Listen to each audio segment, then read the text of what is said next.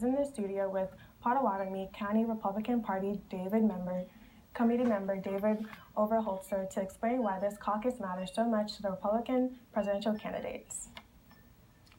Thanks, Aurelia. Yeah, I'm here with David Overholtzer, a Central Committee member of the Potawatomi County Republican Party. He's going to help us better understand what the caucus means to the Republicans. David, thank you so much for being here. Absolutely, glad to do it. Excellent. So, generally speaking, what does the caucus mean to the Republican Party? Well, I'm going to actually answer that in three different parts. For the local Iowan, we have this opportunity to participate in the process more uniquely and more personably than maybe a lot of other states do. So it helps, Iowans feel like we're participating in the process. So it helps us. From the local party concept and even kind of the state party, we use it as an opportunity to fundraise because candidates will come into town and we have some fundraiser dinners and some things like that, early on so that people can have, so we use it as a way of raising money. And then at a national level, all right, the concept of the Iowa Caucus is, a lot of people think, oh guys, why have them? Because they don't pick a winner very well. We're not very good at picking winners. And that's kind of a misconception. The saying is there's 3 tickets out of Iowa. The idea is that you don't have to finish first, but you got to finish top 3. And so, for the national Republican Party, it serves as kind of a way to winnow out the lessers, because it's easy to come and campaign in Iowa. It's really easy. It's cheap. Rick Santorum won 4 years ago, and he basically did the whole thing in traveling in a pickup with his staffer, all right, as opposed to the big bus. So anybody can do it, but the goal is you got to be that top 3 coming out of Iowa. Right.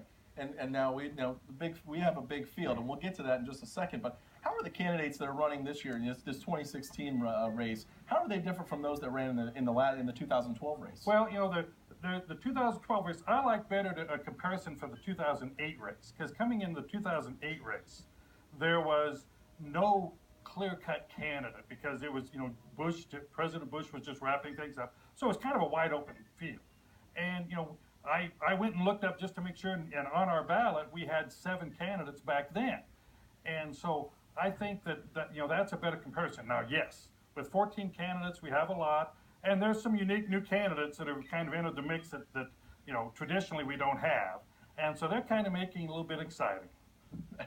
Well, we sure do at that. Now, so just today, Ben Carson was actually shown leading in the polls over by quite a considerable margin over Mr. Donald Trump. So how much stock should we put in, these poll numbers, even still being 3 months out from Well, again, yes, being 3 months out. I just saw something today on one of the news channels that talked about how at this point in time, again, referencing the 2008 campaign, who the leader was in 2008 right now? Rudy Giuliani. Who was number 2?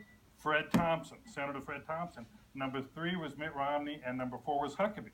So obviously, and again, 4 years ago this time, the leader was Michelle Bachmann.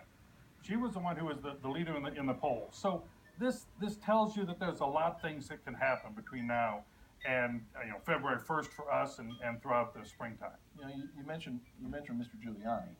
A lot of media attention so far in this race has been given to the 2 Republican frontrunners now, Donald Trump and Ben Carson.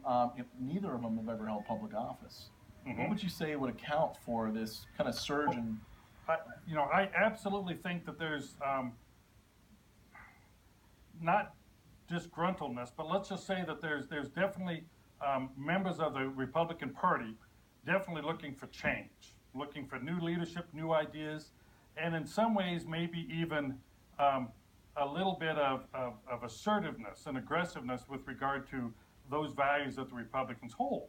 And so you can look at Donald Trump or something like that, and even just that the epitome of an outsider, I think, is Ben Carson. Somebody that has not held public office, that is truly, basically administrator of a hospital prior to this. So I think there's a lot of people truly looking for that outsider. Traditionally an outsider has always been a governor. Governor. I mean, the first outsider that really made an impact in the Iowa Caucus was Jimmy Carter, because he was a peanut farmer governor from Georgia. Who the heck knew who Jimmy Carter was? Well, right? and this year a lot of people know who Donald Trump is. Exactly. So we'll see how. So, we'll see how it like I turns said, out. Ben Carson kind of fits that. Right. But it's been governor role, before it's been the outsider. Now we have a new definition of outsiders. Yep, we sure do. Well, thank you so much, Mr. Overholtzer. We really appreciate you being here tonight. Thank you very Thanks much. a lot. You bet. All right.